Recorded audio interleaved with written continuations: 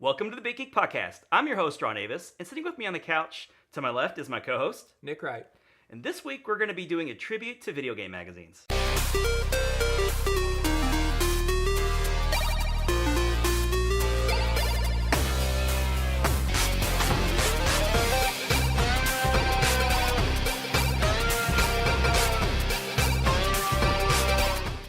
So, we're going to go with another tribute episode.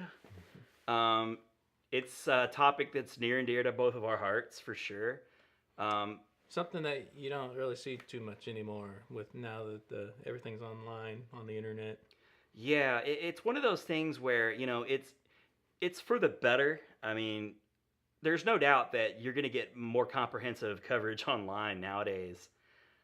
Everything's instantaneous. The second something drops on Twitter, a few minutes later, like one of the big sites like an IGN or Kotaku, whatever, they're going to have a full spread about it because either they already have advanced information on the topic and they've already got a story like ready to go. It's so fast and there's so much. You got video and, beautiful photos and galleries and it's just as much as you could possibly want. But there was a time when you would get your news from a magazine. You go to the, wherever your place of choice was. Usually it was from the mall, like a B. Dalton's. Walden Books. Walden Books. Even just the grocery store. Or the grocery store, right. Once a month you walk past that section in the grocery store or you go to the mall and check that little area. I think the grocery store is where I got most of mine. Because, I'd be with, like, Mom when she's grocery shopping or whatever. Yeah, because you go to the grocery every week. You'd see the new issue come out, for the month. And then bug her to, can I get this? You'd for sure go to the grocery more often than the mall. So I think when I was driving myself around, after, we turned 16 and whatever, then I started getting them at the mall. Right. But before that, I think it was mainly the grocery store. Yeah. And, it's just, to this day, I still get a subscription to a game magazine, and you can get. Really? I do. I get Game Informer from. Yeah. Oh right. From GameStop. Yeah. I mean, you might as well. Like the GameStop Pro members, it's like $15 for the year. And last time I don't have it anymore, but it's since run out. But when I did get that GameStop membership and you get the magazine subscription, you got the choice to get it digital or to get the copies mailed to you. Yep. And it was at that time that I thought, well, I don't need all these extra. I've got so many magazines already. I don't need more magazines. Yep. So I got digital. And you know what I found out? I didn't ever bother to look at a single one. Like there was like one or two times that I thought to myself, I need to check that out. Because I'm paying for it. Right. I'm entitled to it. I need to look at that. And I look, and I'm swiping through them, and it's just not the same. They still ask you, too, like, because I just re-upped it, like, last month. And like, do you want it digital, or, do you want to have it mailed to your house? And I'm always like, mail to the house. Yeah. That I learned my lesson that time because I found I don't ever bother with it. Well, if you get mail, if it comes in your mailbox, it's usually bills or junk mail. But you actually get like a game magazine. It's in front of you. Yeah, and when it's in front of you, you start flipping through it. Right, yeah, you start flipping through it. You just sit on the couch, you flip through it. And Game Informer is a really nice magazine. I mean, there are still developers out there that will save a scoop for a Game Informer, Used to be back in the day, like, magazines would get the scoop. And even when websites were, in their infancy, it was just playing catch up to the magazine. It felt like. So they're still around. They're still important. There's all kinds of magazines you can still get. Like Retro Magazine and like Retro Gamers, I think is what it's called. I haven't even like looked in so long. I don't even know. Do they still make EGM? No, they don't. Unfortunately, EGM. Well, I've got some. It seems like they went digital at some point, but did they even still do that? No, they don't do that anymore. They actually have a website, EGM Now. Yeah. Because they were something like Nukem or Nuke something or other. Didn't like do it had nothing to do with EGM. Yeah. Then they were OneUp.com for a while. Yeah, I remember that. And then they went EGM Now. And EGM Now's still around, but it's it's a relic. Yeah. They don't review every game. They review like the big games. I mean, and even when I started getting all of my news at like Kotaku or whatever the different video game websites were, ever since everybody would have like their own like Facebook page, and so then you'll just see stuff pop up like in your Facebook like news feed. I don't even go to those sites anymore. Yeah, it's just like Twitter for me. It used to be a daily thing. Like every morning I would go to those same sites and I'd look. I don't even do that anymore because you just see it in your news feed. You just get on Facebook and it's just right there. I still like check Kotaku every now and then, but I get most of my news, my state of like to the moment news, like on YouTube channels and stuff. Yeah. There's some really good ones like Kind of Funny. They have like daily morning shows where they talk about like the up to the minute news. Yeah. Yeah. Because I've never. Yeah, it's a bunch of guys who used to work for IGN. Yeah. And they went out on their own. They started their own channel, and it's become really successful. That's cool. And they're really funny, cool guys. And you think Kind of Funny, like it doesn't even doesn't have anything to do with the games at all, but they're very heavy into games. So, but one of the main guys, oh gosh, Greg Miller. I don't know if you recognize his name, but he was like a big personality on IGN's website. So he's kind of the main guy, and like I said, some other guys who work behind the scenes at IGN, like one of the producers and like some guys who made a couple of videos here and there, but wanted a break, and they got their break on this site. But it's really cool. But I get a lot of my news just from them, from day to day. Very cool. So Twitter and the YouTube channels, and like you said, Facebook. That's how we consume our video game news nowadays. But you used to get it in a magazine. And it was like a big deal. Like I couldn't wait to, sometimes I would just get the magazine and sit in the floor at like B. Dalton's or whatever. Yeah. Even if I knew I was going to buy it, I still was just excited to see it, and I'd want to look through it. And that's what we'd do. We'd buy the magazine and go to like the food court or something, or in that middle of the mall where they had seats, and you just start flipping through. In fact, I remember vividly. It was.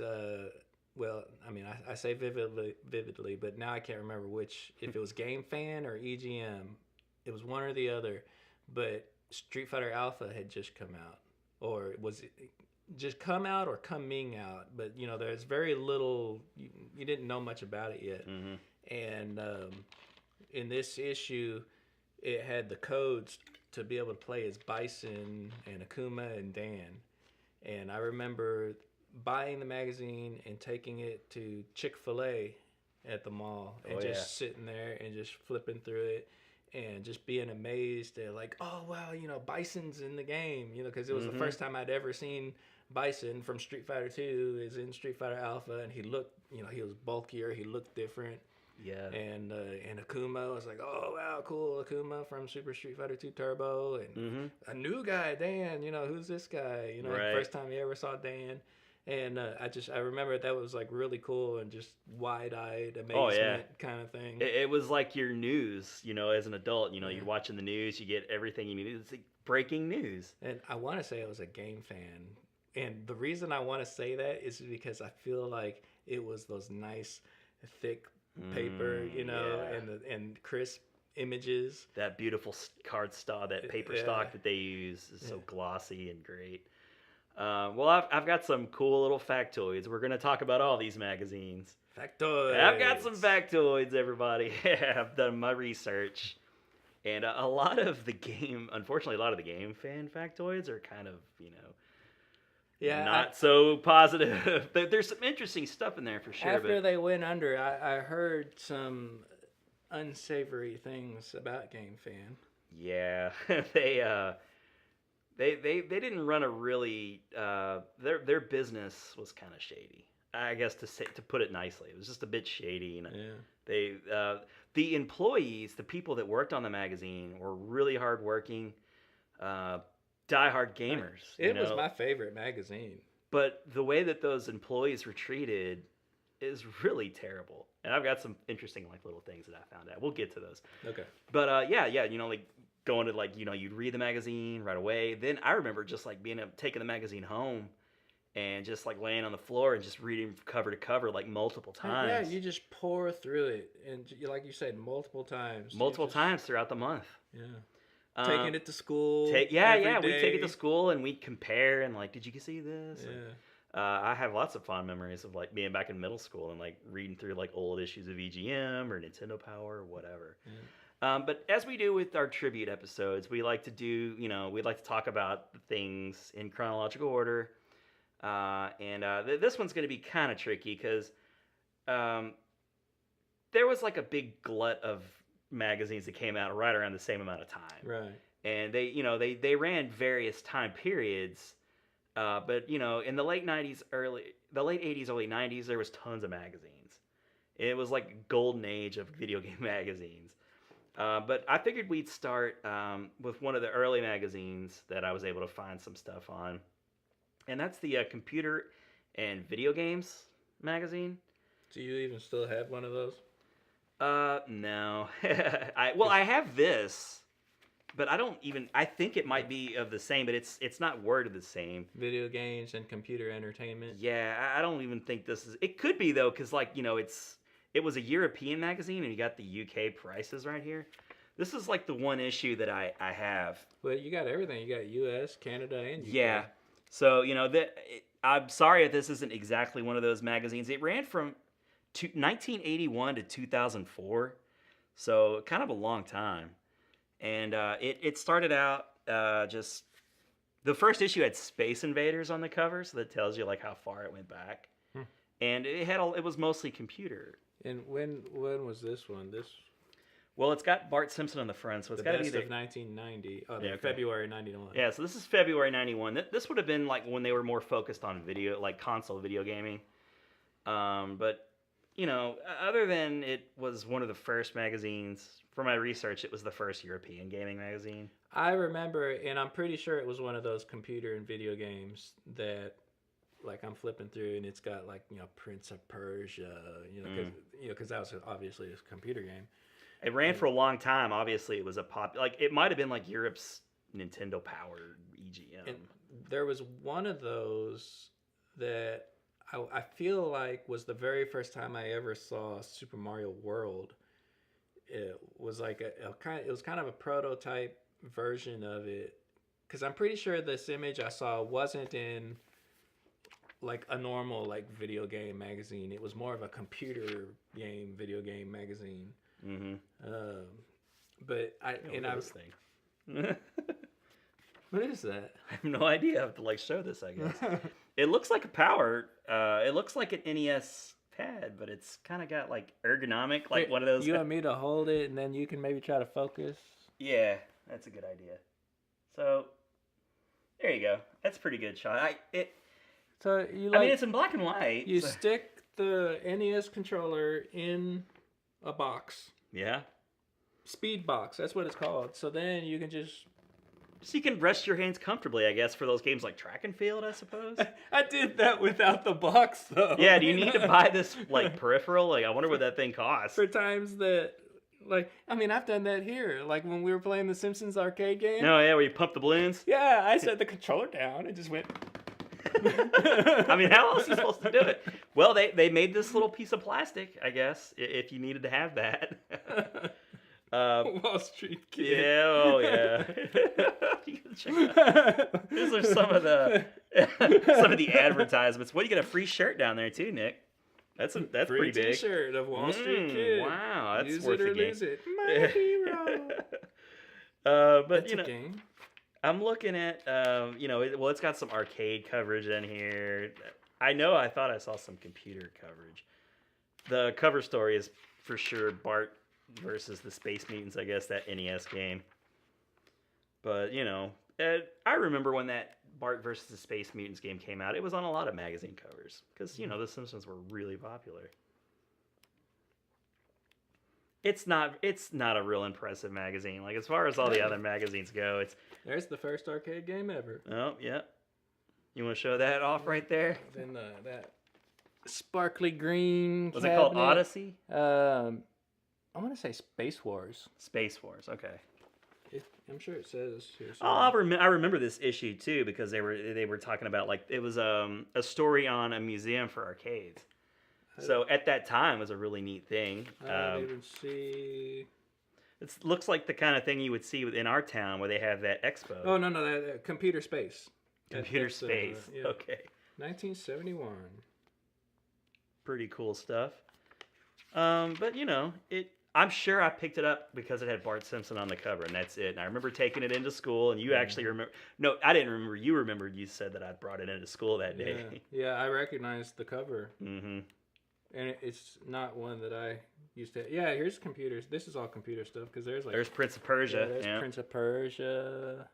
So you know they did. They had computer stuff, and not all of the games that I bought mostly like EGM. Game Pro, they did not focus on computer games at all. So, this is a whole section of like rating the best games of 1990. Oh yeah, those are always a fun issue. Yeah. Some magazines would have like their official awards, like Nintendo Power had like the Nestor Awards. Yeah. EGM just had like, what did they call theirs? Just Game of the Year, I guess. I don't. Yeah, Game of the Year. Each month I knew they had like platinums, you know, gold. Game of the month. The Power Glove. It's so bad. You gotta show that. This is the kind of crap I was like seeing when it. I mean, this is really a lame advertisement, to be honest. What game is that even supposed to be that they're talking like? It's just like cartoons. This is their own artwork. This is a player's guide to Super Glove Ball. It's the video game players. Okay, but Super Glove Ball, I guess, is the game. But this is their guide to Super Glove Ball. I gotcha. So one of their artists did that. Okay. Yeah, the Nintendo actual advertisements were way cooler, you know, like they'd have a guy punching on the screen and there'd be like, you know, this gigantic video board. It made you really want to have it. More computer games.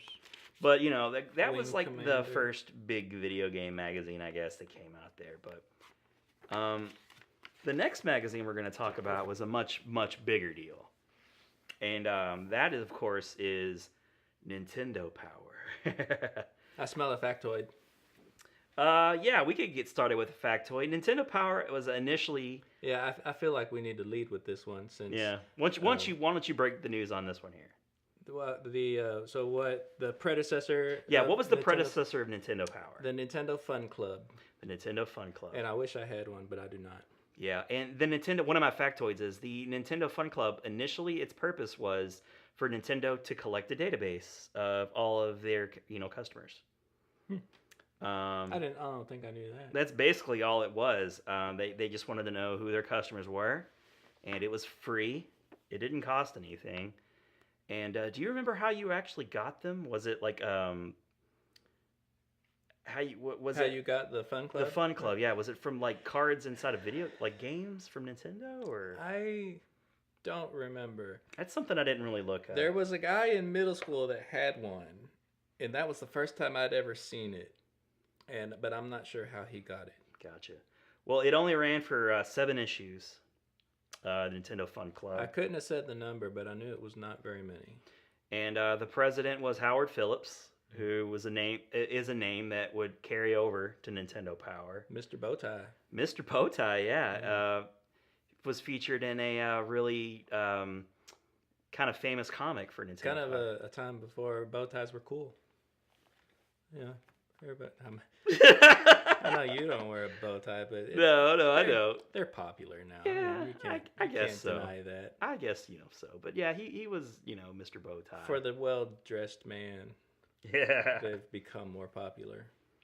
But yeah, the Howard and Nestor comic was something that was regularly featured in Nintendo Power. But yeah, Nintendo Power, the first issue is a very famous issue. It's the claymation Mario celebrating, which I wish I had, but the closest thing I've got is like the Super Mario 3 one. Yeah, this is from your collection. So there's like the Mario 3 version of it. Yep, and it's the clay, art style, like from the. So it's just like that, but Super Mario 2. But the first had Mario 2. I mean, there's pictures on the internet. We'll find a picture. Oh yeah, it's real famous. I used to have it. I don't know what happened to it. I think it got stolen. Yeah, well, One of when those you're in things I let school, somebody things get borrow and passed never got around. back. Yep, But- that came out. That was July, August, 1988, and that's how Nintendo Powers So came out that was bi-monthly. July, August '88. So I've got a May, June '89. Mm. This was my oldest Nintendo Power. That's your oldest Nintendo Power? There. Yeah. Oh yeah, TMNT. Yeah. And why don't you open up the Nintendo Power there, Nick? We can talk about some of the some of the things that made Nintendo Power unique. Yeah, because the mailbox. Mailbox I was kind of a remember, deal, kind of a big where deal. you could like write in and write your letters to them and whatnot, and then they'd kind of start out with the cover thing. So The thing, stop right here. This is what made Nintendo Power really good to me. Flip to the next page. These maps, man, they spent a lot of time cutting together these maps, and they did that for lots of games. Yes. Whether it be like a full like top-down layout like Zelda style, or like a 2D game where they would actually piece together every part of that level. Love the maps. And they would go pretty deep into the game. Not the whole entire game. It wasn't like a strategy guide for the entire game, but for usually the first level or two, they'd give you like a pretty big chunk of the game. Yeah, like usually, they'd map out the first few boards or whatever, and Give you a good idea. get you a nice head start. But yeah, the first 15 issues of Nintendo Power were bi-monthly. So they had yet to start coming out every month at that point. Yeah, so it was always like May, June, July, August, whatever. Yeah.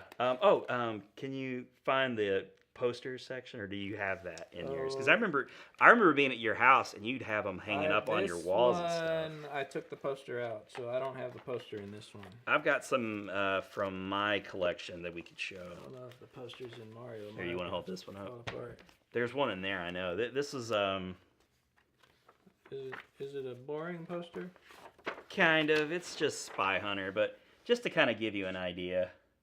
Like it was pretty good size, and it always had the Nintendo Power logo like right at the very bottom. I remember. But I mean, there were some really cool ones. Like this one here had Castlevania 3 in it. I know. But yeah, there's the Rescue Rangers one. Remember how I was sort of into that game at the time. Sorta. Call every day. Is it in yet? All right. Well, maybe I was obsessed with that game. Just ask the employees of Babbage's at that time. If you worked at Babbage's in 1990 during the summer months, I'm sorry. I'd probably plug the hell out of you. But yeah, you had those cool posters. That was a pretty neat feature. Is the Counselor's Corner? Oh, well, this is a big deal. There's the comic. Yeah. The Howard and Nestor comic. Howard and Nestor. This comic was about Ninja Gaiden. Because it was always whatever the cover game was of the previous month. Mm-hmm. So the previous issue of Nintendo Power had Ninja Gaiden on the cover. And so the next issue had a comic featuring Ninja Gaiden. And so the issue after this one was going to have Ninja Turtles. And Ninja Turtles was on the cover. Pretty cool. And they were pretty good magazines, pretty nice little comics. I mean, I read through them. A lot of magazines at that time would feature like their version of a comic. And I never really paid much attention to them, except for the Nintendo Power ones. And I like the art. I mean, it's nice. It is. It's pretty good stuff. So let's see. Factoid. How many? There were 285 total issues of Nintendo Power. Is that all? Is that all? Yeah. It went for a long time. It went for a long time. 24 years, in fact. 24 years. Yeah, 24 years. The last issue ran in December of 2012, and it was kind of touching. You'd already mentioned that it was bi-monthly at first, because then they did move to monthly. They moved to monthly after 15 issues. So, so you had the Nintendo Fan Club, or the Fun Club. That was like a fanzine. I'll throw up a picture, I'm sure, when we were talking about it originally. But it was like a fanzine. It was professional, but you remember what fanzines were like back in the day. They weren't like they are now, like magazines. But then you had some of those, and you had the bi-monthly, and then you had the monthly. And that's a long time, 24 years. The longest run of any video game magazine that I was able to look up. I believe. nonstop, continuous. Like some magazines would go for a while, come back for a little bit. But even if you counted those all together, they never stopped. Nintendo Power was still the longest. Oh, here's Yeah, important info right here. This might have been my favorite. Top 30. Yeah. Yeah, that's where I was always looking to see. Hold it up there for a bit longer. The games that I had were in the top 30. Yep. So, they would have like, and remember that like Zelda was always one for a long time. Zelda and Mario. Mm-hmm. Which, and I dug that, It wasn't just like the flavor of the month. It wasn't like the sales. Like nowadays, like you would get the top 10 of what sold the best for that month or whatever. This was just like their top 30. Like I know they had a criteria of some kind. Like Mario 3 wasn't even out yet, so there's Mario 2. And there was a legend here. Like I'm sure, like what was the pink? Was pink new? And I'm sure. Can you see? I'm sure Super Mario Brothers, the first one, I'm sure was in there somewhere. Surely. It's probably over here to the side. I bet. Can't really make it out, but yeah, it was on there for a long time. Yeah. But I love that section. There it is, number 17. Okay, so 17. But yeah, so how did it go? What did the pink denote? It's over here on the side. Oh yeah, I forgot about that. Yeah, so pink was like these titles are new to the top 30. These are the newcomers to the list. Yeah, so like Track and Field was number 5, 2 was but new that month. And blue games that are really on the move, so they've like shot up in the fast risers. Yeah, they've jumped several places on the poll. Mm-hmm. And the kind of greenish color is favorites that have maintained their popularity among the top 30. But look at the points. The actual points are like 12,939 first place. I mean, there was a system in place. Yeah, here. I wonder how they got their points. I don't think they really divulged that information. Yeah, because exactly. like Metroid is number 9 with like 3,000 points, but Zelda 2 is 12,000 points, almost 13,000. Yeah. So that each point was accounted for in some way. I guess they had like certain counselors. They would Let's see. Mega Man 2, I think, just came out. On here, Mega Man 2 is number 30 with 995 points. Mega Man 1 is 14 with like 2,000 points. So Mega Man 2 is clearly better than the ridiculously hard Mega Man 1. Yeah. Mega Man 2 just came out, so we're not really I bet like the next couple issues that really jumped up. Yeah, that would have been one of the fast risers in the blue, I guess. But I love this. Like I can't, understate how much I thought this was such a cool feature. And like none of the other magazines really did it like that. So I remember EGM would have like a top 10 kind of thing, but it was Nintendo Power was the best. Oh, is this maybe how they got their points? So they're players' picks, pros' picks, and dealers' picks. Okay, well, why don't you show that? They actually have like a little thing here. Somehow they've got points for so those they 3 did categories somehow. And then I guess add that together. That's pretty cool. Yeah. That's really, that shows that, they really cared. They put a lot of time and thought into their gaming magazine. And, this is such an unusual thing. I mean, video games were not mainstream like they are nowadays. It was a very niche thing, Yeah. So to have this kind of, this was the... That only little boys play. Yeah. Girls don't play video games. Apparently. Yeah. But yeah, I love Nintendo Power. We were discussing this, before the show. A lot of magazines you could pick up in the grocery stores, but I don't think Nintendo Power was like that. Yeah, Nintendo Power seemed almost like you had to have a subscription to even get it. And I never had a subscription. I always regretted not ever getting one. I would have loved to have had one. I think part of the reason why maybe I didn't get a subscription was it was so Nintendo focused. And when the NES was out, that was really all there was.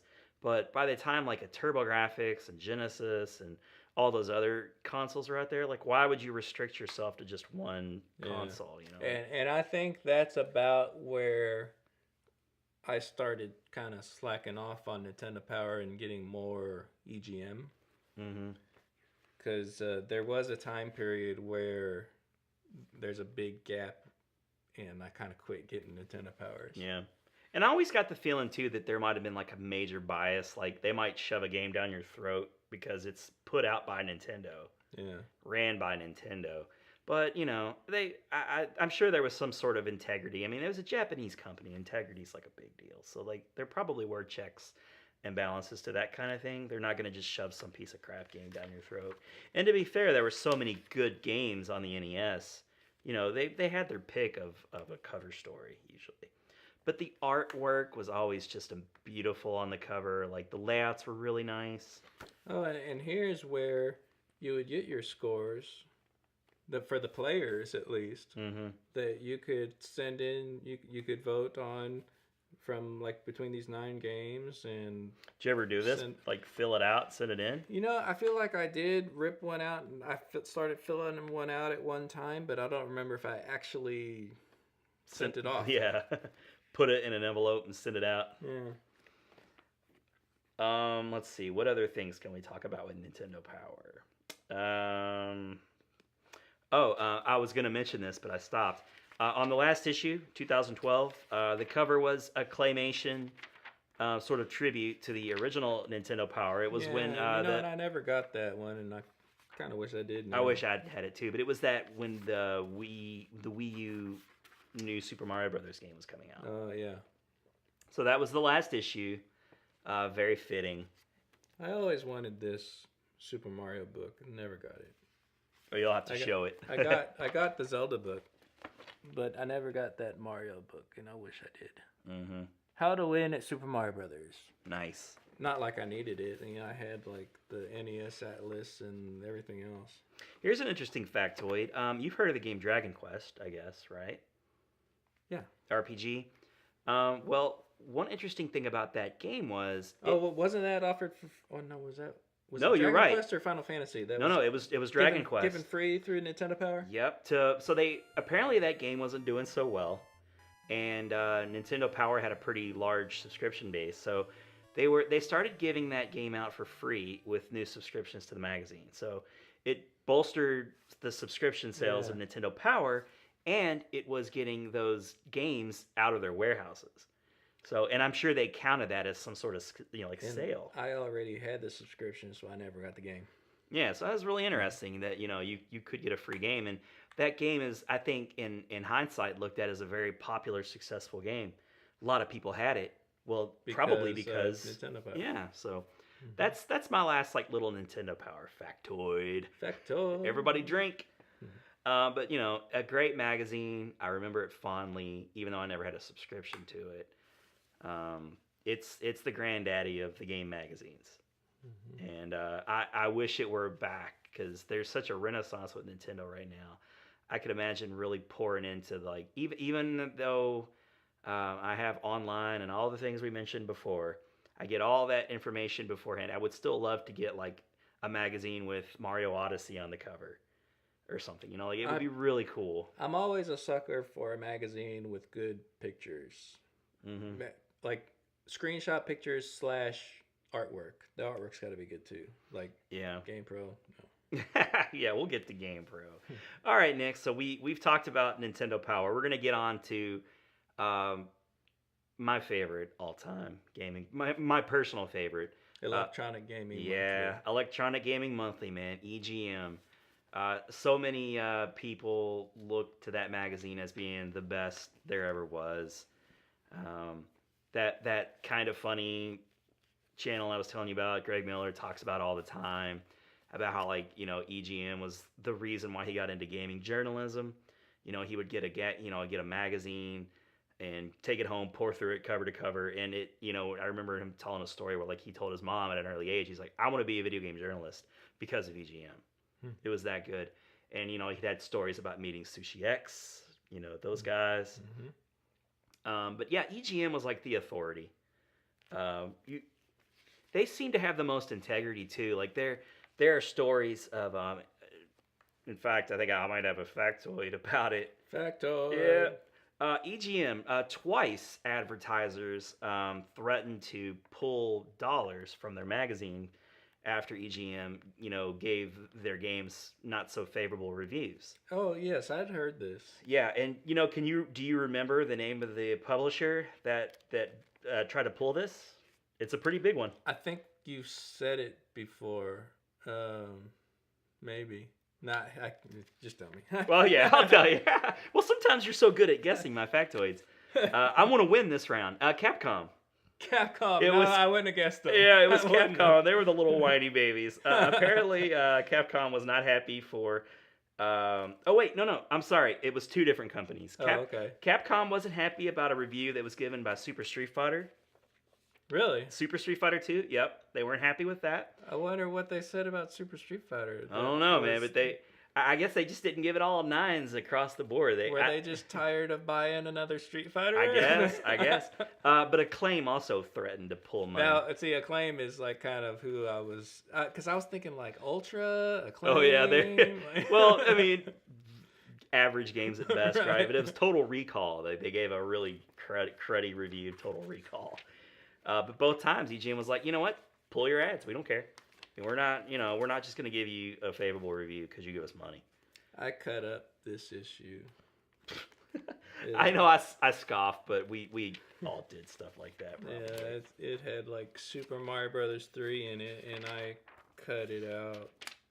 So yeah. Yeah. Well, just like before, it might be cool to. Oh well, first we'll talk about when EGM was founded. March 1989 was the first issue. Well, this one that I have was the oldest one that I could find. I don't see a date. I do see it says number 10. Yeah, March 1989. So it ran from 89 to 2009. So 20 years. Then it went away for a bit. And then it came back in 2010 and ran for another 4 years. Well, and at its peak, maybe this is one of your factoids, I don't know.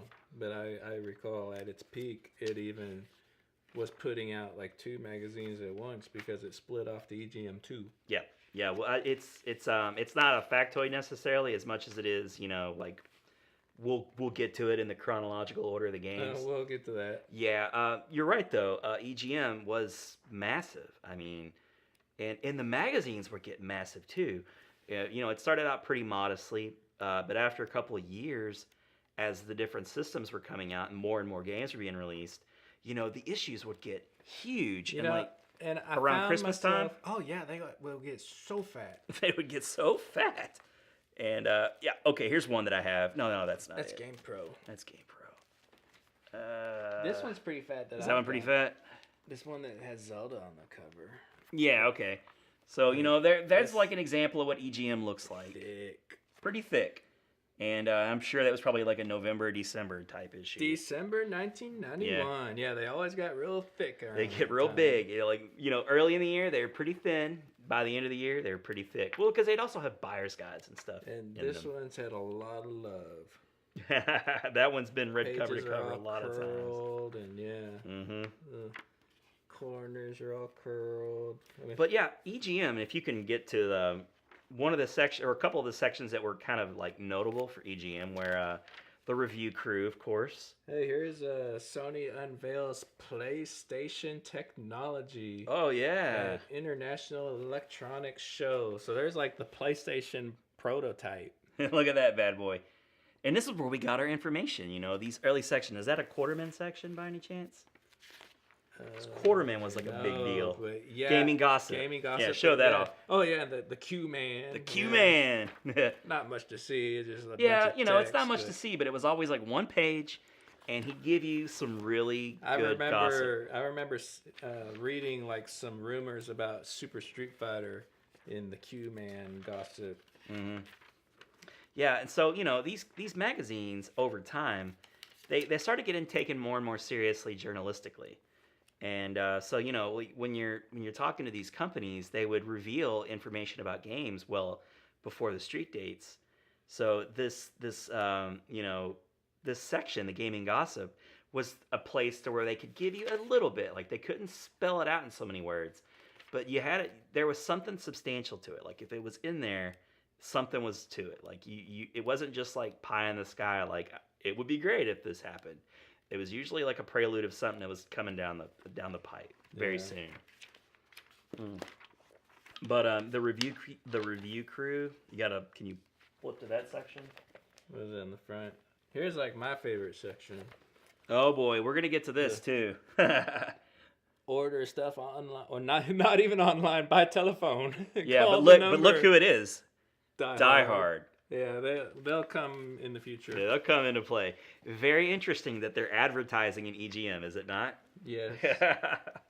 But anyway, that's a little like foreshadowing, I guess you'd say. Isn't the review crew? There it is. Yeah, so the review crew was awesome. I loved this format. It was always my favorite. They'd split it up into consoles, and then you get like a little bit of synopsis of the game, and then there'd be the different guys here. And what each of their opinion was, because maybe one guy loved it and another guy not so much. Yeah, so you got the big fat number to give you like, well, this is for sure. Like nowadays, when you go to like an IGN, a lot of time people scroll right to the bottom of the review just to see the score. Well, they show you the score in big numbers right there. They very rarely gave I think a 10 was like, the only 10 I think they ever really gave was for that Metal Gear Solid. I think they gave a 10. That might have been the first 10 they ever gave. Yeah. But, each month they would have the same guys reviewing. And I liked it a lot because you kind of get to know the personalities of the guy. Yeah. It was one of those first instances where, you didn't just get like some anonymous guy with his review and you didn't know from month to month what his favorite games were. There would be guys in the review crew whose forte was sports games. Or there'd be like Sushi X was like the fighting games guy. Yeah. So they were your authority, like if a game got a 6, but Sushi X gave it an 8, you're like, well, maybe that guy's just not a big fighting game fan. Right. Sushi X said it was an 8. I'm going to tend to like lean towards his opinion. So the review crew was one of those first instances in a magazine that gave you that, more than one guy, you get just a really like quick synopsis. They would have other section of the magazine that would give a more in-depth opinion of the game, but that was a section I would flip to like right away. Like what score did this game get? And that's based on their score is whether a lot of times depending on whether I was going to buy that game. Right. So, like nowadays people go to, your aggregate sites like Metacritic or, for movies, Rotten Tomatoes, and they do the same thing now. As EGM did back in the day with the review crew. You just got your number, and I thought it was really cool. I really got a kick out of that. April Fools, EGM kind of kicked off that whole tradition. Shenlong. Yeah, I'm pretty sure. You must defeat Shenlong to stand a chance. Yeah, every April they would. You didn't know it wasn't a section in the magazine. It was just somewhere in that issue. We probably don't have an April issue, do we? Oh, I don't know. I didn't really think ahead of time. February. We would have been smart to bookmark with posted sections of magazines to flip right to in advance. But I bet this is the issue before that famous April Fool's joke. You want to flip that over? We brought some of our favorite issues of EGM just to kind of show. Or actually 2 months before, because this is February. So then I bet the April issue after this one is probably the Shenlong one. Here's can you hold that one up, please? This is one of my favorite issues of EGM. This is back when they were still doing the Consumer Electronics Show pre-EGM. And right here you got cover a little blurb. Like the big deal was Battletoads, but here we have Sonic. First time I ever heard of Sonic. First time you ever heard of Sonic. Yep, they'd seen it at the show apparently, and they were like, you guys be on the lookout for this game. This is Sega Genesis. It's a really cool game. Everybody's really excited about this game. And sure enough, it went on to be like a phenomenon. There's a code for Ninja Turtle arcade game here, and it just reminded me of the next year. I'm pretty sure it was the next year that they had the code for Ninja Turtles, that it was the April Fools to Simon Belmont. Yeah, and he was whipping. Game. And he was whipping like a foot soldier. And I remember, like, they got me on it too because I was like, no, that's not real. There's no way. Yeah. And then I just kept thinking about it. Like, well, maybe they're both made by Konami. And, I just kept, like... They really only truly got you a few times. I just kept justifying it in my head that maybe it's possible. And, Yeah. you know, like I really wanted it to work because it was so cool. That would have been fantastic. So yeah, they're both Konami properties. Well, it was Ultra, but they were of So- course Konami. I did actually try doing the code, like, I don't know, a handful of times. Yeah. And finally gave up. Like, it's not real. Yeah, I just remember like after a couple times of getting fooled, I knew it was April coming up. I'm like, then it just became this fun like little like, well, what's the April Fool's joke in here? And they would always do a pretty convincing You know, job. and they usually give it away with, like, whoever they show that, like, wrote in the tip. Oh because yeah.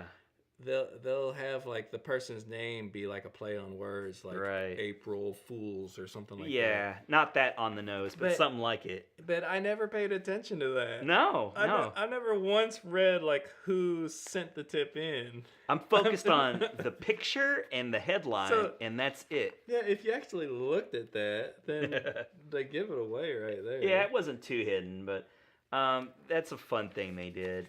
And so like, and I wrote down Sushi X because Sushi X was like mysterious, and you'd sometimes know like what the review crew looked like, but Sushi X was always like a silhouette. So I don't even know what the guy looked like. Yeah, I remember that. But so there's that one. It was like a question mark kind of. I thought this one was kind of neat because it refers to Super Mario World as Super Mario 4. Oh yeah.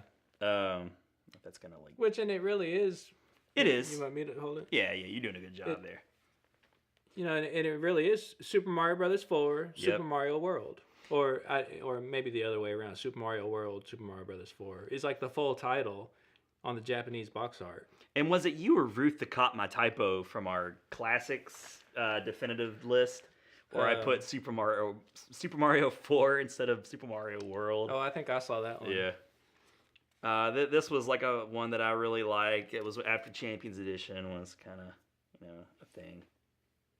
So that was a cool issue. I remember really liking that one. Let's see. Those are like the main EGMs that I had. You put up that Strider one. I remember that one pretty vividly. With the old logo. Mm-hmm. Yep, the old logo. So that's a pretty good issue. There's Bart Simpson down there. Why don't you pull up in that one page you were showing me too? Like, you had mentioned that you would recognize a magazine by its cover. But yeah, I recognize this cover. Like, oh, I know there's something cool in this one. Mm-hmm. So yeah, I started flipping through it, and hopefully I can find it. Yeah, there's Bonk. He's pretty cool. Yeah, that was an exclusive preview. He's on the cover. Yep, there it is. See that. But yeah, this. Yeah, when this game was coming out, we were just thirsty for any kind of information we could get on it. So to see that overworld map like that, and I think there's like, there's these 2 pages, and then you flip it over, and there's like 2 more pages, and I think that's like all they show of Super Mario World. Yeah. Yep, that's it. That's all they show. But man, you just pour over these few pages just over and over and over. Yeah. Until it's just there's a lot going on in these ingrained couple pages into your head. Mm-hmm. But EGM, man, they were just the top. They were the best. So let's see. What kind of factoids? So you remember like in the review crew, they had the game of the month?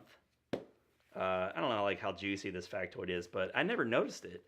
If a game received game of the month, then if there was a port of that same game, it was not eligible for game of the month. So like you had a lot of... okay. So like Street Fighter games like that, what though if it was like technically like an upgrade to the game, like how Street Fighter 2 was on Super Nintendo, and then Genesis got Street Fighter 2 Special Champions Edition. So it's different. It is a different game, but I don't know. They definitely made that distinction, like it was a rule, so it must have come up. Let's see. This is cool. Hudson Hawk on the cover, but down here that's at the not bottom, the cool part. Yeah, it's like a portable Nintendo. Yep. Now that didn't actually come out, obviously, but so is that just like a prototype that they were? Sneak a peek at Camerica's portable NES and Game Boy converter. So I guess it plays Game Boy games too. I wonder if I can find that in the issue.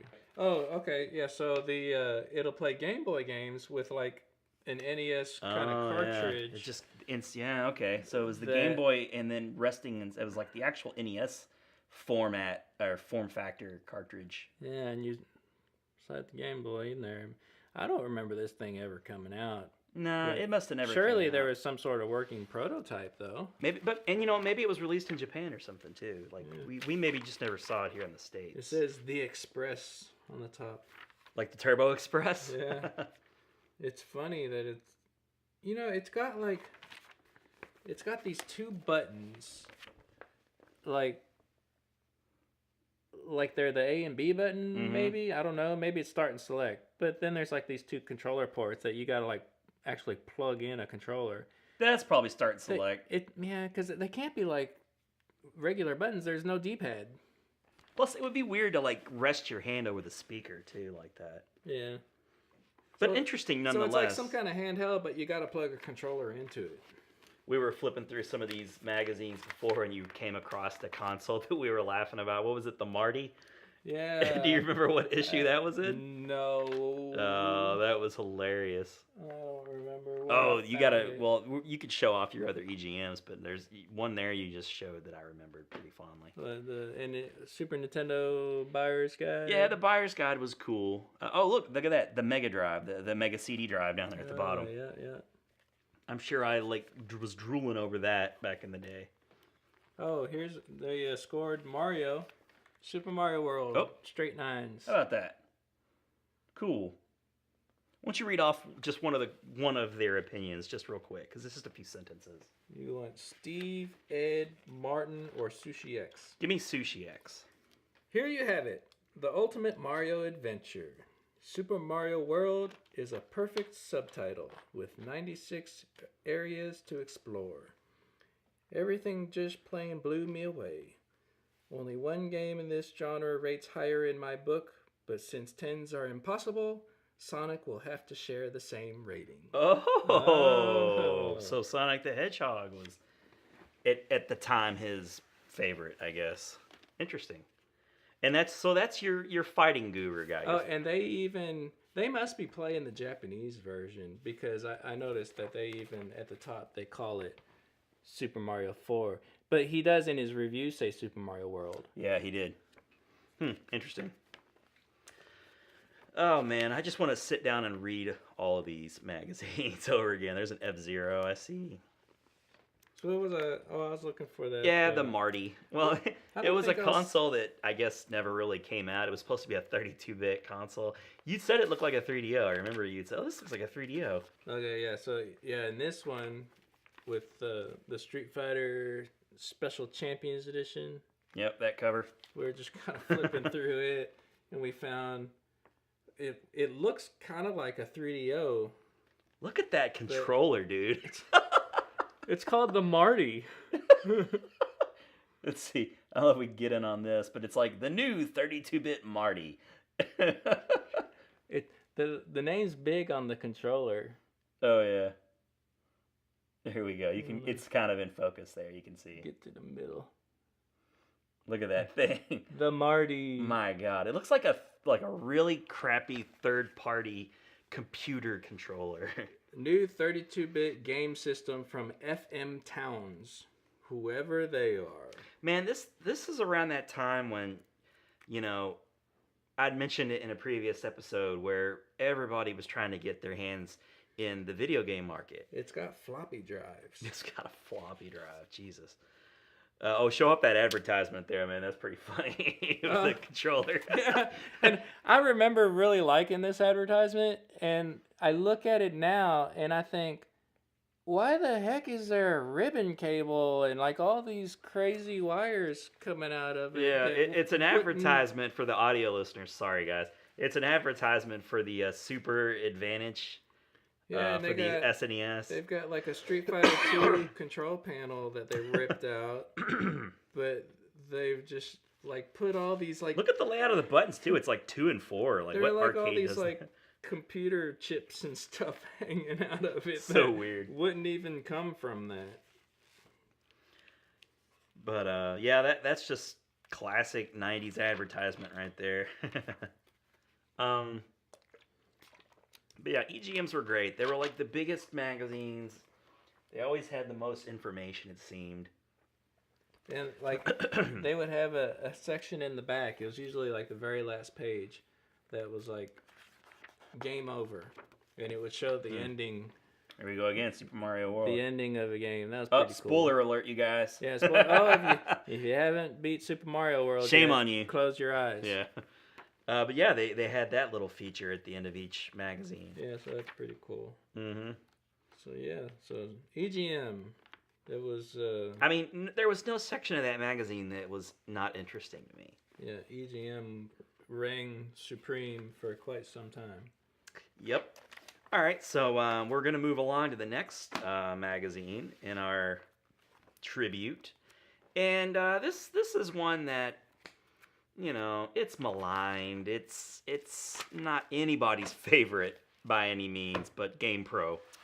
GamePro was like the one that it was like you felt obligated to buy it for some reason, but it was. And you want to hold that one up? But yeah, it was, and this one's fat. It is fat. But yeah, it was like everybody got it, but it was terrible. It was terrible. It was like the magazine your clueless aunt would buy you. Like, oh, I heard you're into video games. You know, she'd get the GamePro. But it's one of the originals. First issue came out in April of 1989, so just a month after EGM came out, GamePro was out. And, you know, it was famous for that shitty art. I'm just going to say it was awful. The cover art was always terrible. Like, they never seemed to get cool artists to do their work. And I've got a factoid for you right off the jump.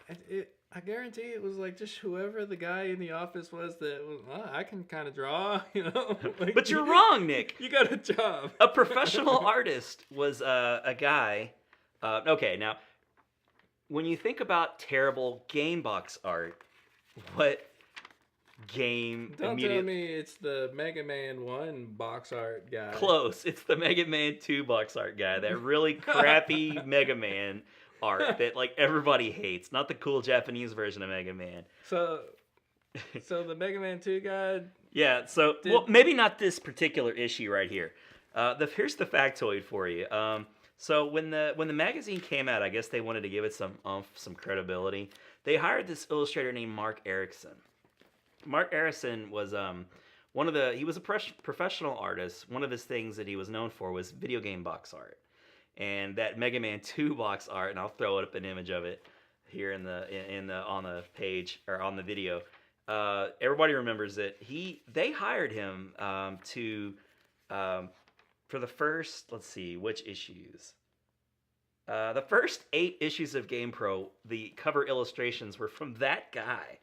And I guess they just carried on the tradition of bad art. What did you say his name was? His name was Mark Erickson. Well, because this has like a little MAO 93. I don't know if... It looks like typical crappy game. I don't know if he would sign his name MAO. Can we... It almost looks like, you know, like every magazine had that section where people would draw on the envelope. It's under Fox's foot, if you can see it. Yeah.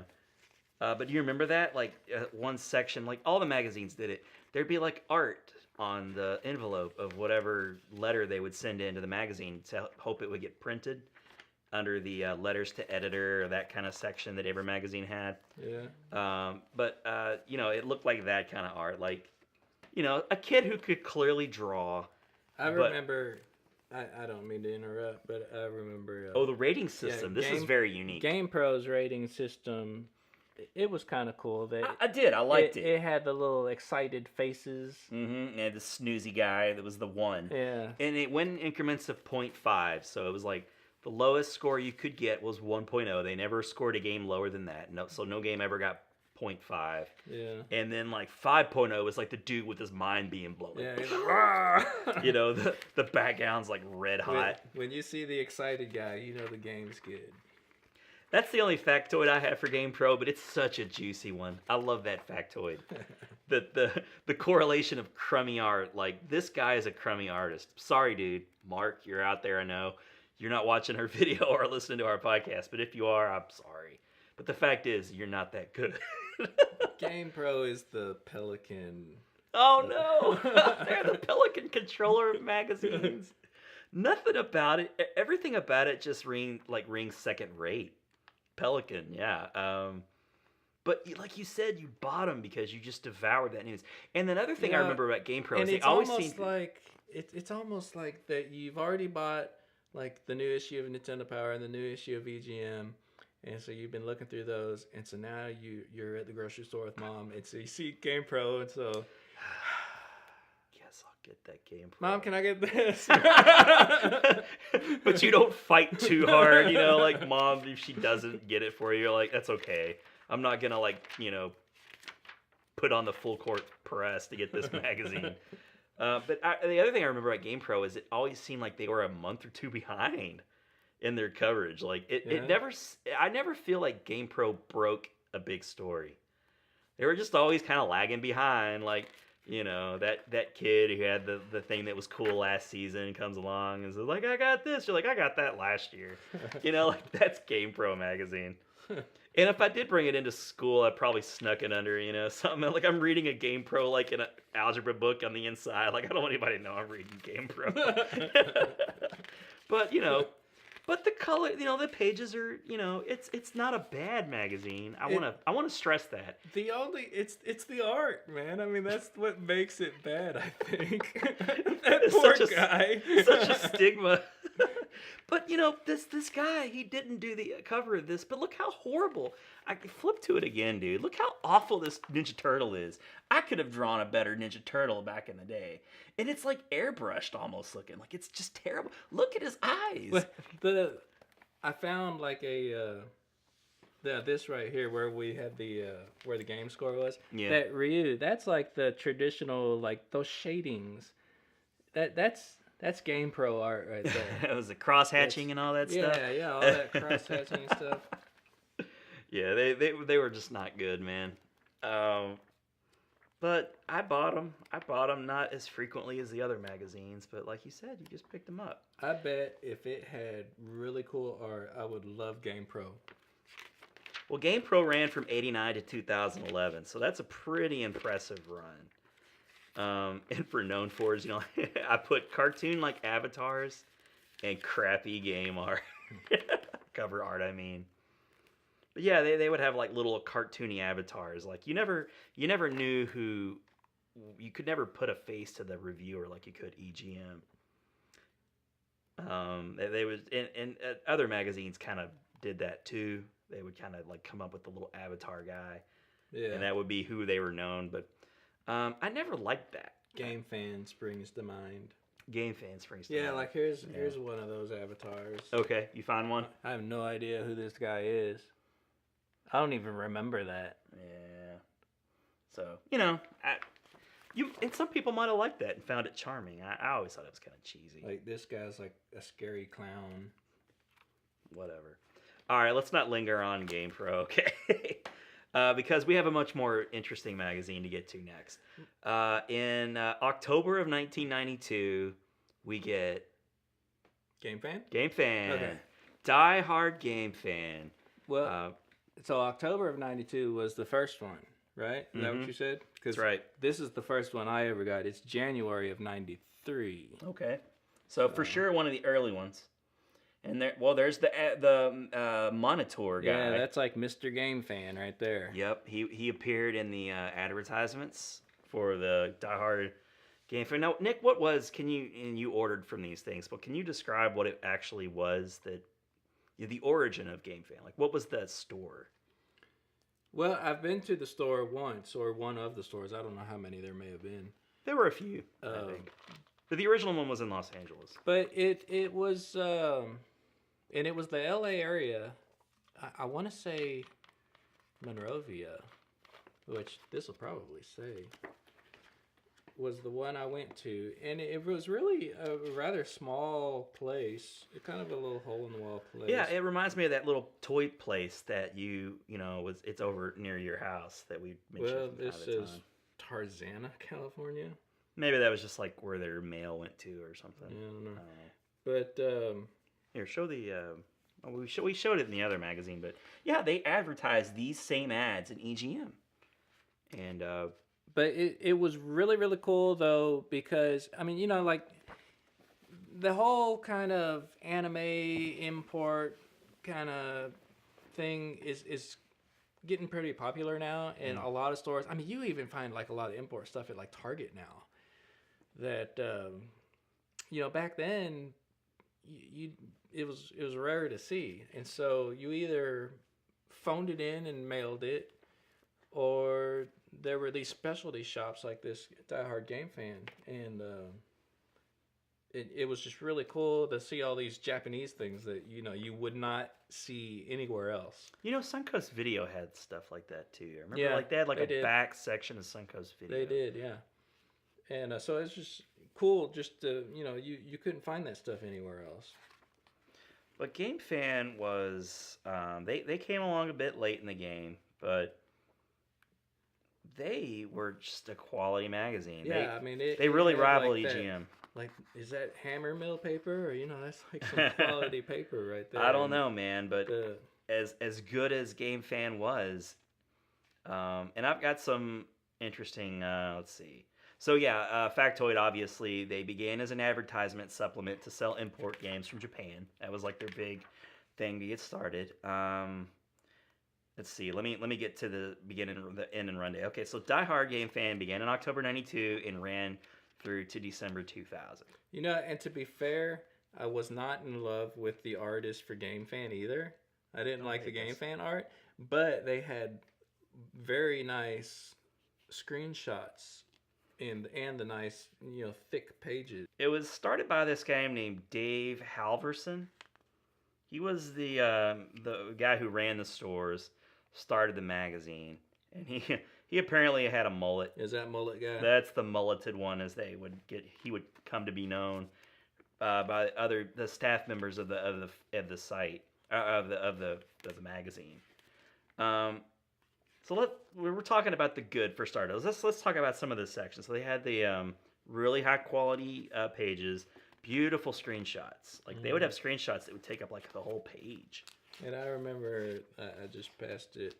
That this one issue in particular was like all about fighting games, and so there was like, and in fact that was on the cover, was about the Street Fighter 2 boss codes, and you could use the Game Genie for Street Fighter 2 on the Super Nintendo, but it didn't work. It just ended up making the game crash. Like you would get like Bison versus Bison, and then it'd be like round 1 fight, and the game would crash. Yeah. So, didn't you say we were? Yeah, you and I, we were just like randomly just like punching in numbers of codes, like just hoping to find some codes to do cool things, but it was garbage. I must have done something with it, but one of my favorite issues was Earthworm Jim. I learned about Earthworm Jim in an issue of GameFan. Oh, yeah? Yeah, I remember it very clearly. Picking up, there was a little blurb about it, and they were like, man, this game looks really cool. I think it's going to be a big deal. And this one's cool. Oh, this is a cool one, yeah. Got like Mario 64 on the cover. Yeah, so this is like the newer style, like the multicolored block letters. Man, and I'm so upset. I don't know if you could see like this there at the top where it's got like the little void sticker. Oh, yeah? Yeah, because I took it to it was when we worked at McDonald's in that Walmart. Oh, they defaced it. Yeah, and so I brought this with me, and you know how Walmart is. It's like everything you bring in, they've got to put a sticker on it, so you're not still like walking out with something that you. Well, yeah, they had GameFan for sale, I'm sure, at Walmart. So yeah, so they put this sticker on it, and when I peeled that off, it left these void all over my magazine. Bitch. Yeah, but so Dave Halverson was he was a shady guy apparently. Like we had mentioned how they had avatars similar to GamePro. Like Major Mike, I think, was one. Yeah, that sounds familiar. Postmeister, he was always dressed up like a mailman. Yeah, well, and that was a really fun issue, like a section of the Postmeister. But Dave Halverson actually would write as these avatars, like multiple avatars in the magazine. And a lot of times, you know how like magazines will have differing opinions of a game. Like you'll have like, well, this is what I think about the game. And then there'll be like another guy who is like, well, this is what I think about the game. And there'd be like an opposite point of view. Yeah. A lot of times he would pretend to be both guys. Oh yeah. Yeah, I mean, just real shady stuff like that. Like I recognize E Storm. Yeah, and hold that up. I like how they reviewed it. Like they actually went on a scale of 100. I like that. That kind of gave you. It feels like it was a bit more nuanced, not just an 8, 9, 7. You know, like if you had a 7, is it a high 7 or a low 7? You don't know. But if you had a 79, it's almost an 80 or an 8. So Yeah. I thought that was kind of cool. But yeah, those images sometimes were the same guy. Well, okay, I'll tell you the story. I was doing some research and I wanted to find some stuff on GameFan because I was just curious as to why they just disappeared. You know, they were real big and popular, and then they just disappeared out of nowhere. Yeah, they took my money and ran. Yeah, and then they disappeared. They came back shortly after, and I remember subscribing to that, and I got like 2 issues out of that new run, and then they just stopped sending magazines, and I didn't get a card saying like we gone under. You know, they just stopped sending magazines. Sorry. You got nothing. And evidently it was because GameFan didn't like to pay their bills. They a lot of times apparently. First I'm gonna get back to this source of where I'm getting some of this information. I was doing some research and I came across this web page where a guy had found a website. It was a forum, and it was an old GameFan website, like devoted to GameFan, because GameFan has this like real devoted following. GameFan readers, like it's a legendary magazine. And I think like a lot of things that become legendary, like it just got whisked away like out of nowhere, like it's gone. Yeah. So we're like, what? There's always like, what happened to GameFan? So you know, like they started this forum, and apparently like former employees of the magazine caught wind of this site, and they started like registering names on the message board so they could post stories about what went down really at GameFan. Yeah. And it's so juicy. I mean, there's like it just like smacks of like, you know, former employees who just want to like, you know, get stuff off their chest, and they tell these stories, and it's all one-sided, and a lot of it's against this Dave Halverson guy. Like he was not a popular figure, and he's gone on to do other magazines too, but apparently he would the staff, he would go like months without paying people on the staff. There were tons of stories where people would claim to get a paycheck, and then they would literally like have to leave the office and rush to the bank and try to cash their paycheck because you didn't know when the money was going to run out. Like some people would cash their check and get paid, some people wouldn't. They'd have to wait a few days or weeks or months because waiting for, you know, like checks to clear. He would take the magazine to different print companies and run up bills and then like not pay, and then take his magazine to other print shops and then run up bills and not pay. And then he was like in and out of courtrooms a lot. Like he just like was really a dirty businessman. That's too bad. They got in big trouble over this, and I don't remember this myself, but maybe you will. In '95, they had a magazine where one of the reviews had this like slanderous, something like "Jat Bastard." It was an remember there was like a Capcom game. It was like 1942 or something, and there was a review for a football game, and in the football game they had the review for that other game like in it. So right away, like they messed up putting a review of some other game in another game, but somewhere in that text, like there was this slanderous term like "Jat Bastard" or something, and it was supposed to not go to print, but it did. It was like a filler, and like apparently like, there was this like inside joke in the office about Jat Bastards. I vaguely remember something about that. Well, they got in big trouble over that, so that probably was like a beginning of the end for them. Yeah. They printed some story the following month saying like, we're really sorry, we have a vindictive printer, you know, like they had some excuse, and I can imagine why if they're not paying their employees. Maybe that's true. They got in big trouble another time over a review copy of Resident Evil 2. Apparently, like one of the employees had burned a copy of one of the review copies that Capcom gave them. Yeah. And it ended up in like the used bin of a video game store. Yeah, and so they can trace those back to whomever whoever it was supposed to go to, right. And it turned out it was a GameFan review copy. Wow. So like they got in big trouble. Like Capcom sued them over that. Oh wow! Like for years, apparently, like Capcom would not even like send them like test games, and if they did have a game for them to play, a representative would literally like sit with them and make sure like they weren't doing anything they weren't supposed to be doing with this stuff. Jeez. It's just crazy the stuff that went on in this magazine, and it's a shame because it was such a great magazine. Yeah. And it sounds to me too like the people that were on this website venting their frustrations, that it's a lot of time obviously has passed, and they're like, I hope the guy's different now, and he's not like he was, but. Apparently, he, like I said, he was the head guy at other places, and he was pulling some of the same crap. So it's just one of those guys. I see something that reminds me. I don't see the actual 10-hit combo, but you remember playing like Tekken 2, and I would always play Baek Doosan because I knew like how to do his 10-hit combo thing. Yeah. That here's how.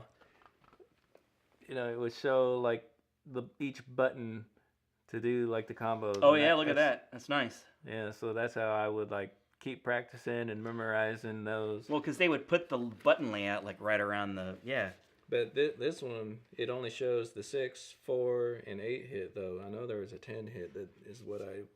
So did you know how they got those really good screenshots? No, I don't. Okay, so one of the guys, what he did was he convinced the guys, the head offices of GameFan to go out and spend a bunch of money on this video capture card where they would hook an RGB monitor through like a gaming system, and it had an input to a computer, and they could take pixel perfect screenshots. Makes sense. Of every game. Yeah. And that was revolutionary at the time. Yeah, because they absolutely had the best screenshots. So whereas like some companies might have just had like a blurry image of a screenshot, they had pixel perfect images. Mm-hmm. And another interesting little story was the guy who kind of pioneered that technique. I'm sorry I don't have his name, and it probably was because he didn't want to give his real name. But he went to work for another, I think it was PSX magazine. Yeah, and he was doing that same technique over there, and that guy tried to sue him, not over like a technology infringement, but like the technique he claimed belonged to GameFan. Like the technique of hooking up an RGB monitor and like with inputs in a video capture card. Like that was his. Yeah, right. Yeah, right. But that right there, that's one of the coolest things about GameFan too. The GameFan books.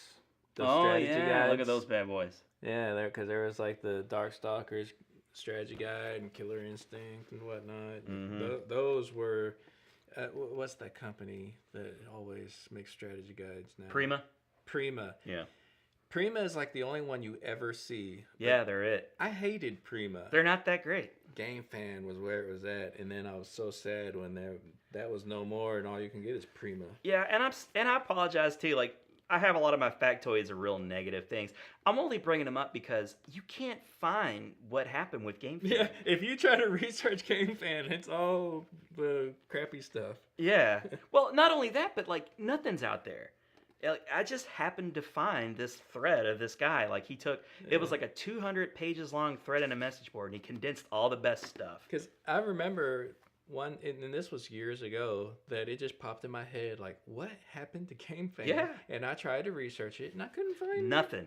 It's very difficult. So, like, I just wanted to share some of these things. Like, they're just like little, and maybe I'll try and put a link to that page that I found so that you people can go and read some of this stuff for yourself.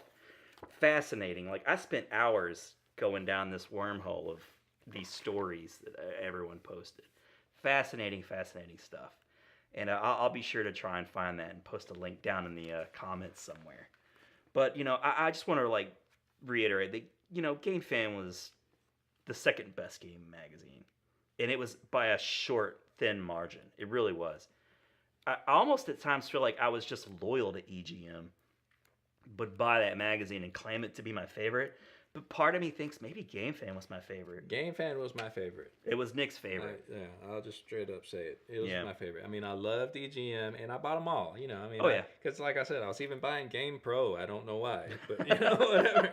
But we were just thirsty for gaming knowledge. GameFan was my favorite. Yeah, it was a fantastic magazine. I loved them quite a bit. It's a shame that it was run into the ground. Yeah, too bad. So what do you say we move on to the next magazine, Nick? Moving on. Okay, so you had touched on this. In the height of EGM's popularity, they spawned a a spin-off magazine, maybe the first ever of its kind, Yeah. where Yeah. So yeah, EGM2 starting in 1994. EGM2 EGM2, and that's still in its still plastic crisp bag. in its plastic wrapper. Yeah, EGM2 from 94 to 1998. I don't remember its run being that long, actually, but it was primarily like tips and codes and tricks and strategies. Oh my goodness! And what is there like robot Is that Demon Nipple? demon nipple? I think it's just a hard, like it's not like like bare flesh. I think it's some kind of top covering it up, but it is really cold. It's cold outside. Yeah. or it could be like the bat nipples, from Batman and Robin. But yeah, EGM2 really, I didn't get a lot of them. It was a neat thing at first. Yeah, I was and it was like you felt obligated to get it, like Game Pro in a way. Yeah, they came out monthly too, and I think they came out staggered. If EGM came out at the beginning of the month, it would come out towards the middle of the month. It seems like there was some sort of different like layout about it, that it was different than EGM, and I forget how. I tell you what, when, we're tinkering with the idea of doing a new series of videos where we're gonna like actually read through every page of a magazine. We'll crack this baby open and do an EGM2 one day. Well, and I've got a number of EGM2s at home, so we'll have.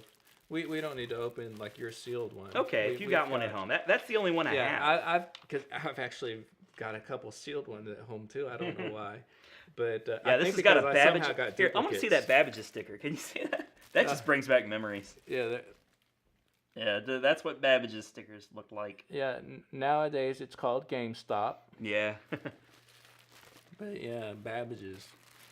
But yeah, EGM2 is just like a supplementary, like magazine. It came out every month, staggered from your regular issues. How long did that last?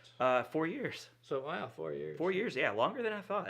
It seemed like I only remember seeing him around for a couple years, but I just started probably ignoring them because I stopped buying them. And once you learned what it was, they didn't break news. Yeah, because it didn't really hit as big as EGM. No. They started saturating the market with their own thing. Yeah, really. It's really is the case, and I thought it was worth mentioning because it was a unique thing. It was a spinoff, and it was just, I guess, just to kind of give you more in depth. Like, if you were a guy who liked cheats and strategies, then you would probably love EGM2. Yeah. And you were like, well, I love getting news about this game, but I wish they spent more time talking about this game. That's what it was. Like, EGM had more of like the news, whereas this was more strategies. Mm-hmm. That's right. More in-depth coverage of that game. Yes. So, but if there was a game, like, I'm sure they had some pretty significant fighting game issues, you might have picked one up for that. Yeah. But anyways, we won't linger on that too much either. That brings us to more present-day magazines. Game Informer, which I don't even think I have an issue with that. Yeah, I don't remember flipping through any Game Informers. Yeah, I don't have one to show on screen, but you can still find Game Informer. We kind of talked about it at the beginning. Yeah, Game Informer began in 1991, all the way up to current, so it's got a nice long run.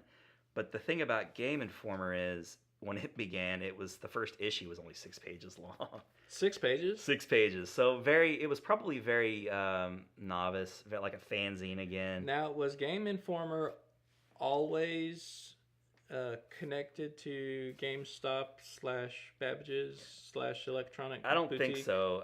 I think they didn't. It was some time after, I think.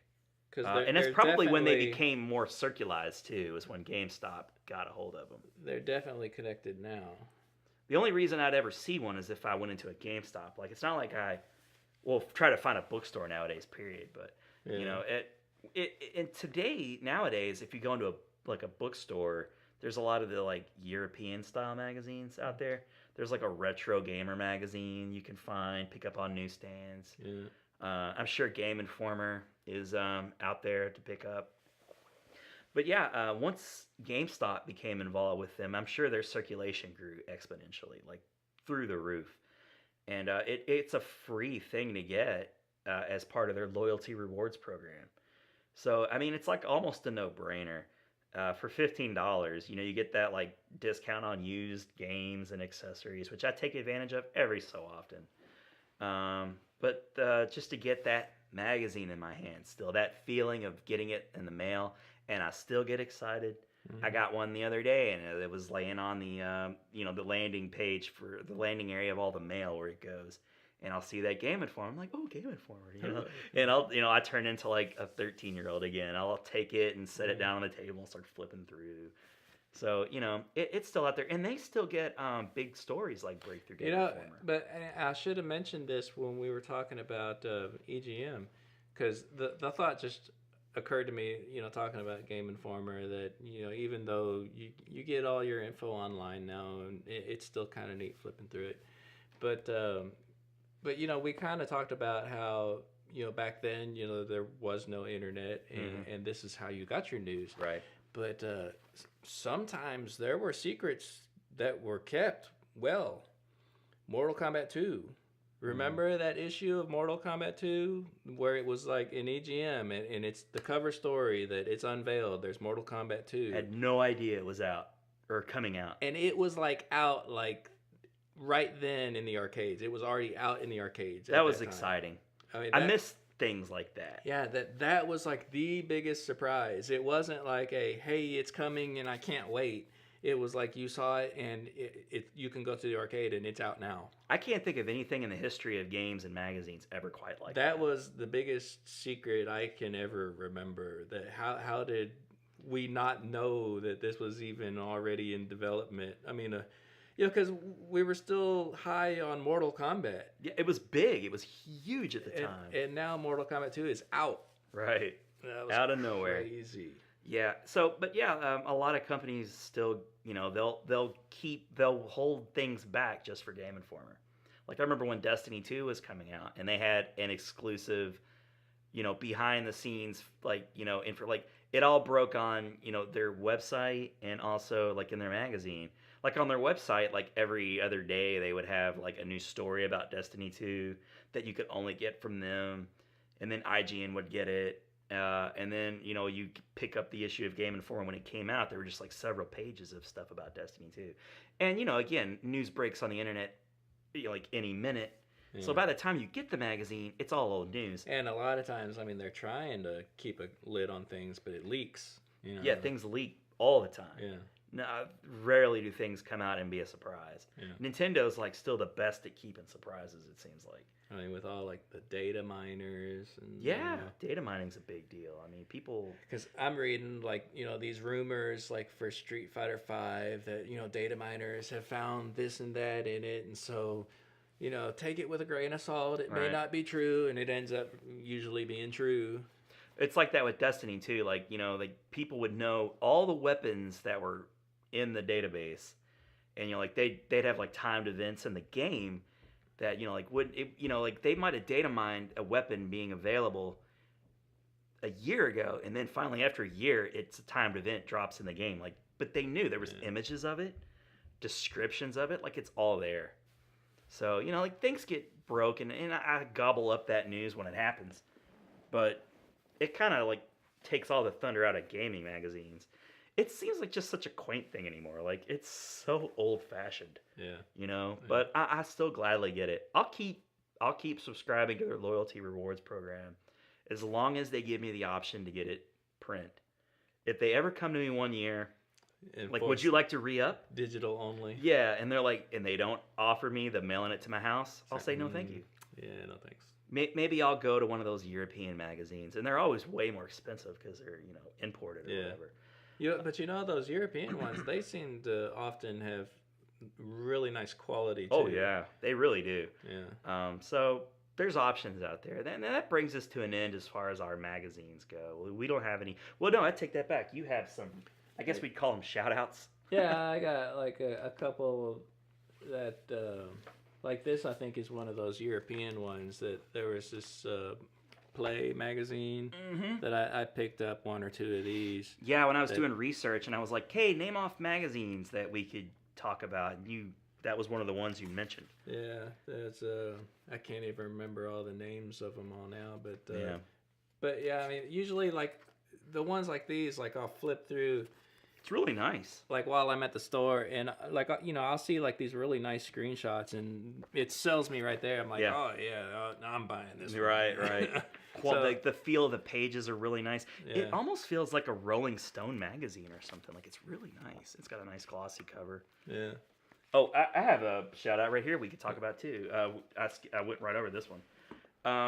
Players Strategy Guides magazine, the Game Player Strategy Guide, I guess was the name of the magazine. But this is what was that? Well, I guess it wasn't one of the magazines you mentioned, because this was a like video game players, like that logo was on like a magazine, not just a strategy guide. I'm almost positive there was a magazine that had like a player's logo. Oh yeah, yeah, Game Players magazine. Yeah, because it had Double Dragon 2 on the cover. So Game Players, yeah, that was a magazine. You're right. So it must have been like an offshoot of their magazine. Yeah, so this is Game Players Strategy Guide to Nintendo games.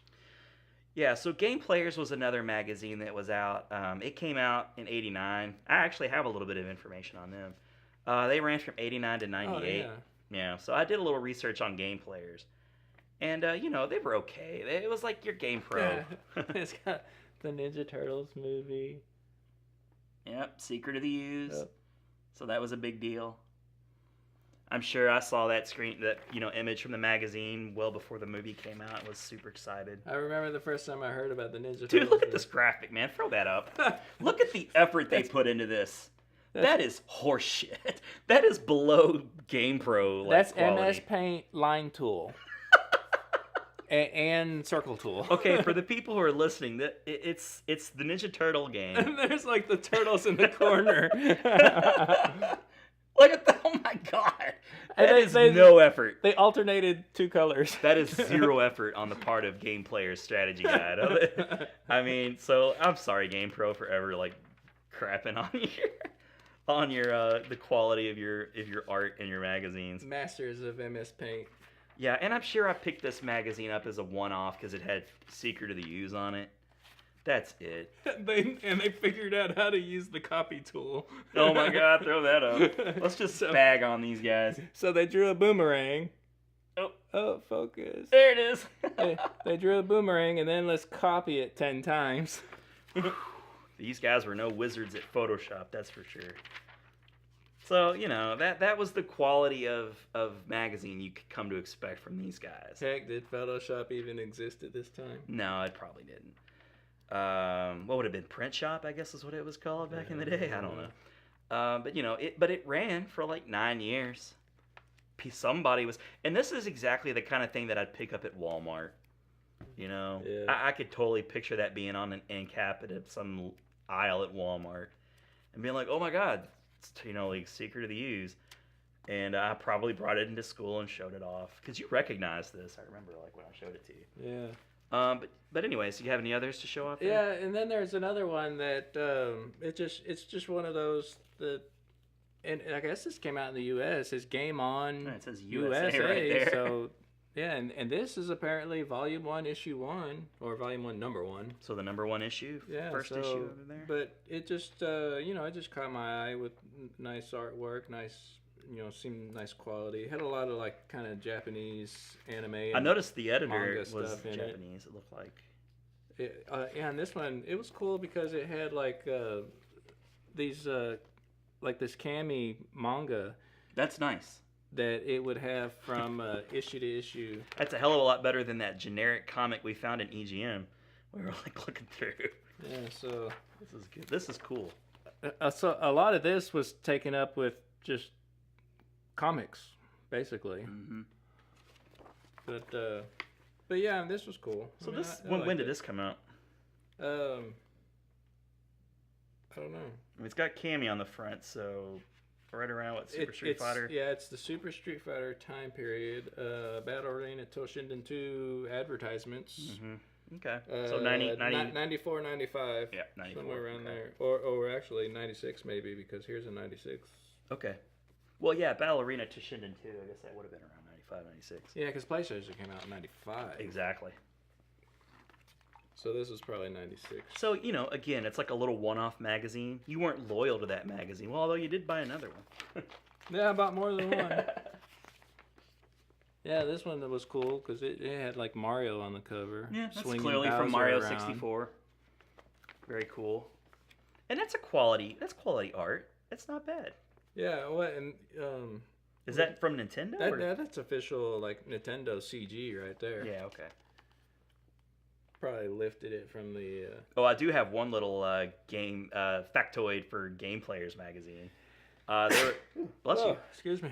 Apparently, Game Players magazine was the first ever magazine to feature CG on the cover. Like they had the first CG cover, for whatever and what it's worth. Who was? Game Players. Game Players, yeah. As lo-fi as they were, and that amazing Ninja Turtles artwork they used, they had some probably awful looking CG cover for whichever game it was. I don't know. You know, as I flip through this now, there's like actually really very little like video game coverage, and then it just goes straight to comic because it's like wow, look at all those pages of comics. There's stuff. the Kami comic, and then there's a Samurai Showdown comic, which is like the entire issue basically. Yeah. Look how thick that is out of all the magazine. And then there's like, okay, so here's some codes. Oh, there's like a ROM and a half Japanese PlayStation game that never came to the States. Okay. Which I own, actually. I'm sure you did. But yeah, you know, this is gaming magazines. I have a huge box of old gaming magazines that I've kept. This is just the tip of the iceberg, what we showed you. You've got a pretty big collection at home of magazines you kept. I have a pretty big collection that I trimmed down. I've got boxes.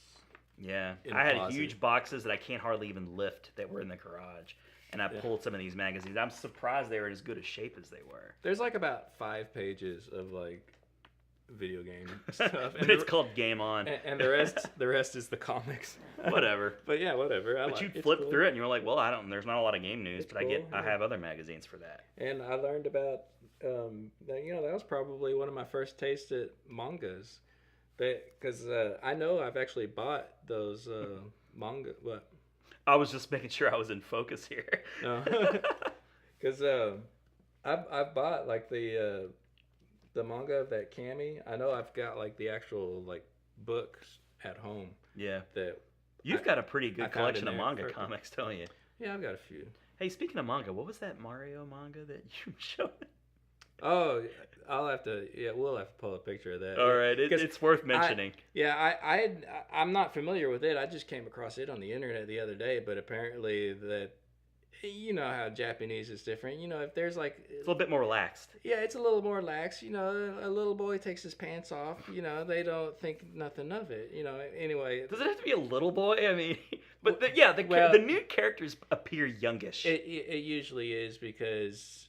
It's usually not like some adult taking his pants off. Gotcha.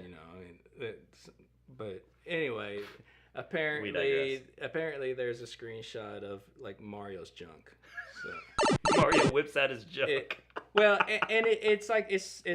I mean, really, it's totally innocent because it's like in the comic. It's a comic for Super Mario Land 2, or no, not 2, just Super Mario Land, the first Game Boy game, and. There was like somebody like bit him in his butt, like a piranha plant or something, I forget. Yeah. But, bit him in his butt, but it ripped his pants off. And so that's how it works. Yeah. I love watching Nick squirm talk about it. So now Mario's running around. I think I probably still have the picture that I texted you. Just throw it up on the Facebook, the BitGeeks Facebook page. I'll find it. Yeah. By the way, for you audio listeners, I'm so sorry. I'm not putting screenshots of all this. You're just going to have to suck it up and see the YouTube version of this podcast. There's just too much stuff. I don't know. Maybe I already deleted it. Hopefully you can find it again. But yeah, I'll find it.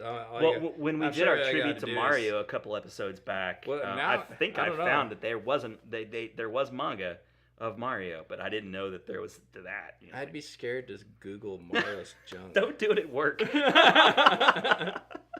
FBI is going to raid your computer. But yeah, so but that's our show on gaming magazines. I mean, it's not even like anything to look at. It's just a U shape. It like It's fine. We're gonna. That's gonna be on the BitGeeks Facebook page. That will be there. Nick, you do usually a really cool job of putting things on the Facebook page, and so that's got to make its way there. And you know, hopefully we don't get flagged for porn, like for Facebook or something, because it does show his, stuff, right? I mean, it's not like some like veiny, like no, like no. it's not like super realistic. Yeah, that's why. I mean, because that's what I'm saying. It's like just a little tiny, like, like, hardly registers as a penis at all. But, so small. It's so small. All right, man. I'm glad we did this episode. This is one that came to me, and I was like, we got all these magazines, and it fits into like our whole forte of nostalgia and video games, and like why not do a tribute to video game magazines? But be on the lookout for that series. I really want to do that. I think it'd be fun to crack open some issues of our favorite magazines, and we'll show you guys the pages, and we can comment on the pages. Because there's just too much good information in these magazines. Yeah. We can only show you so much in like a 1 hour, 1.5 hour like podcast. It really, I mean, you could spend hours just flipping through one of these magazines. So we'll try and put something like that together. I think it'd be an interesting change of pace. Mm-hmm. Not as an official podcast, but as like a special show. Yeah. Anything else we want to say about magazines, Nick? Loved them back then. Still love them now when I can get them. It's to the generation that knows not these magazines. Basically, it's the internet as a tree. Yeah, the internet printed out. From a tree. It wasn't like instantaneous like we talked about at the top of the show, but at the same time. It's something that we have physical, it's archived for us. We can go back and look at these pages and flip through like a period in time. It's just like a little time capsule. Yeah. What was going on in 1992 in the world of games. You could pick up one of these issues and we have it in our hand. The internet's on a server somewhere. You're not saving issues on the internet. So it's a great thing. And I'll take what we have now over it, but I still love them, and I'm glad that there's a small niche of magazines that are still printing. Yeah, I mean, I miss those days, and I know why they're gone. I get it. Yeah. But, I miss it. Well, here's to you, video game magazines. This has been our tribute, and thank you guys for tuning in. For this week, I've been your host, Ron Avis. And I'm Nick Wright. And we'll see you next time.